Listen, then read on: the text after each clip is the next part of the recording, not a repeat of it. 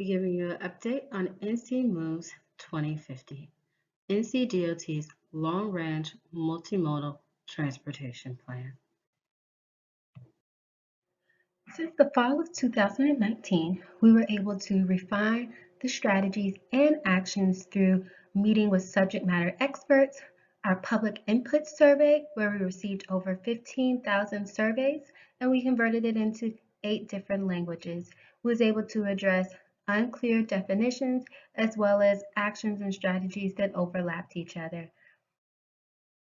The objectives are to have a system that's multimodal, inclusive, and connected, one that's technology ready and enabled, safe and secure for all users, a system that works for North Carolina's economy, and a resilient, high-quality system. With each of these 5, we have 8 strategies that are connected to each one of them. As you see attached, for an example, for multimodal in orange would be an action would be improve quality of life and multimodal access to regional jobs and services. The actions with M1 through M4 are the actual action numbers that we'll be getting to on our further slide.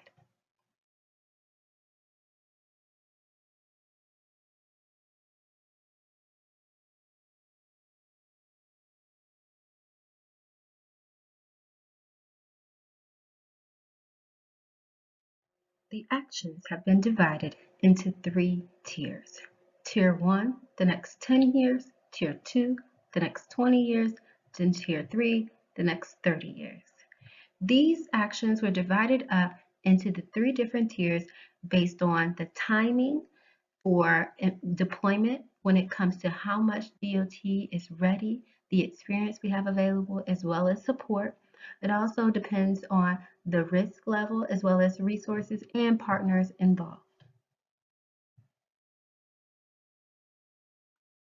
So other things that helped us define our draft 1 actions and the rationale behind that is things that are already underway by NCDOT, required by state, federal legislation, or an executive order, a high priority under NCDOT's control to advance, the opportunity to address emerging issues, and review of risk, resources, and readiness.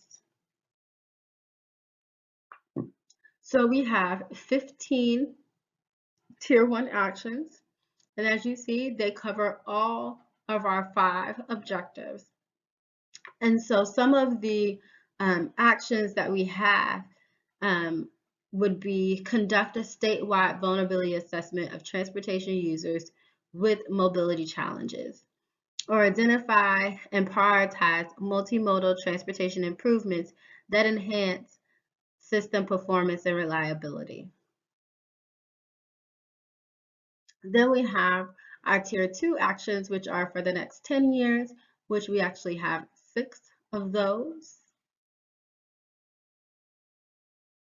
And then we have our Tier 3 actions, which we have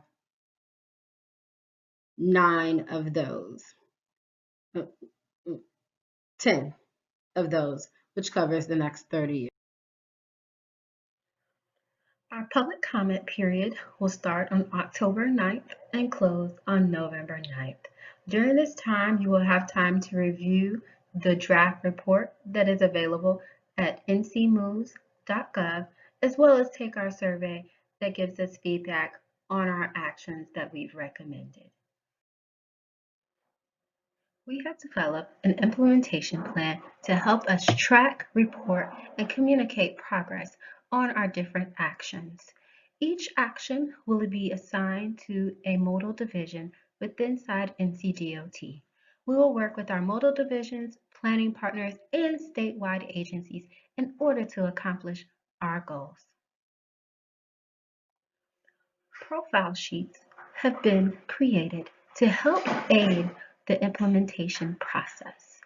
A profile sheet has been assigned to each one of the actions. Each profile sheet includes information about the readiness, risk, resources, and partners needed involved to complete this action. It also provides tactical steps in helping us move this action forward. We are currently in the process of developing a web tool for NC Moves 2050. Our web tool will be available for you guys to interact with each of the alternative futures and the trend and see what the differences are between rural areas and urbanized areas.